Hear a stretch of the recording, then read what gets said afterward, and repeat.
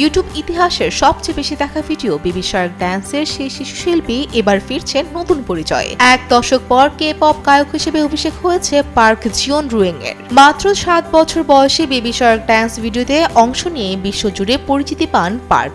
এখন তার বয়স 17। বেবি শার্ক বয় নাম নিয়ে বৃহস্পতিবার প্রকাশ করেছেন নিজের প্রথম ডিজিটাল সিঙ্গেল ওয়েভ।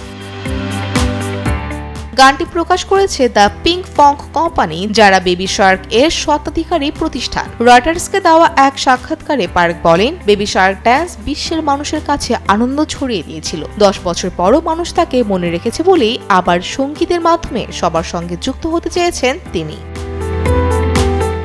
2016 সালে প্রকাশিত বেবি শার্ক ড্যান্স এখন পর্যন্ত 17 বিলিয়নেরও বেশি বার দেখা হয়েছে ইউটিউবে। শিশুদের এই জনপ্রিয় গানটি বিশ্বজুড়ে নাচের উন্মাদনা তৈরি করেছিল এবং বিভিন্ন সময়ে আলোচনায় এসেছে আন্তর্জাতিক অঙ্গনেও। পার্কের নতুন গান ওয়েভ এর শুরুতে রয়েছে পরিচিত বেবি শার্ক সুরের ছোঁয়া।